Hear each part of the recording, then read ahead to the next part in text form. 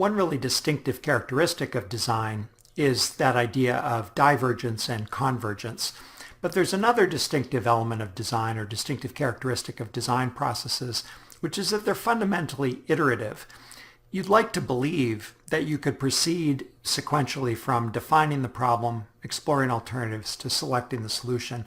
But the reality is that as you explore solutions, you get greater clarity about problem definition. And as you go to select an alternative or select a plan, you recognize some additional alternatives and maybe even get additional clarity around problem definition. In fact, I'm going to show you a little data here that illustrates one of the ways in which design is fundamentally iterative. This is some data collected by Gunther that takes the activities of a group of designers over a 2-hour period and divides them into 3 categories. These categories correspond roughly into our 3 steps in the design process: defining the problem or clarifying the task, exploring, searching for alternatives, and lastly, fixing the solution or selecting the plan. And what you see is that while there is this overarching cascading from clarifying the task to exploring alternatives to fixing the concept or selecting the approach, you do see this overall cascading. You also see a lot of back and forth. That is, it isn't the case that the team never revisits the clarification of the task after beginning to explore alternatives. And so design, even over a 2-hour period, ends up being quite iterative. And it's a bit of a misrepresentation to suggest that those 3 steps in the design process proceed strictly sequentially. Iteration in design takes place over many different timescales. There's the micro-level iteration that takes place at the hands of an individual designer, where he or she will go back and make changes, will try something else, will learn something and go back, and will iterate over minutes, hours, days, or weeks in the scope of a single project. But there's also iteration over multiple life cycles of an artifact that's produced by a single organization, or even over multiple generations of a category of artifact in society as a whole.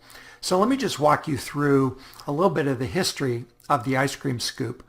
We started with last time with the fictitious notion that the first Egyptian commercial ice cream vendor, Tabia, had produced this block of wood with an iron scoop on it that had resulted in the first ice cream scoop. Now, of course, it didn't happen like that, but we don't know how it actually happened back in the 10th century.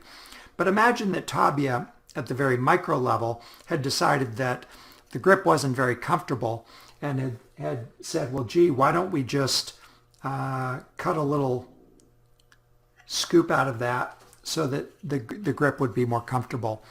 That's an example of iteration at the micro level, at the level of an individual designer.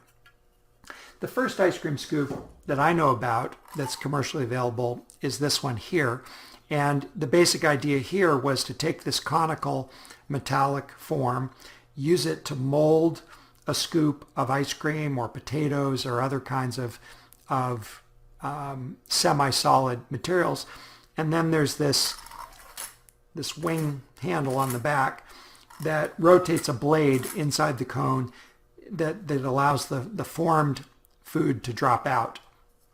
At some point, this design emerged, which uses a hemispherical form to form the unit of the serving unit in the shape of a half of a ball, and then has this thumb action, this little rack and pinion and a little blade that separates the half ball from the mold.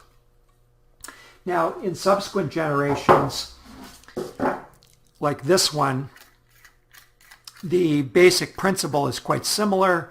You see that the gear has moved to a different location, but the main advancement here is the adoption of lower cost production methods, in particular stamping and forming, in order to make these parts. Several generations of designs proceeded after that along the same basic idea, And most of the improvements relate to cost reduction, simplification, greater ergonomics. This one is die-cast aluminum, but has the same basic working principle.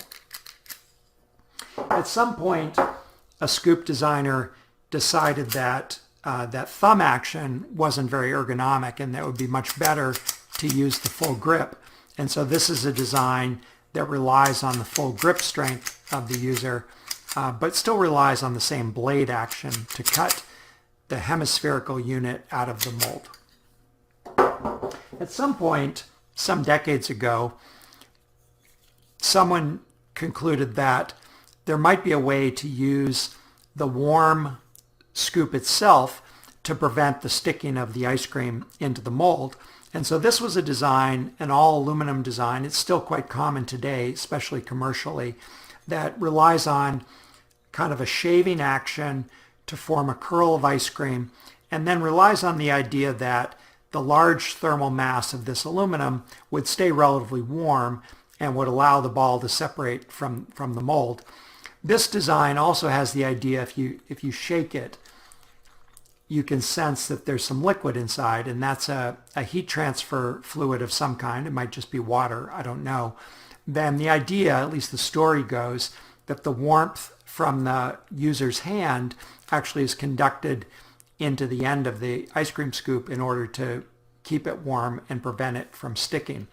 But you'll see in many commercial establishments, these scoops will sit in a pan of warm water in order to keep them warm.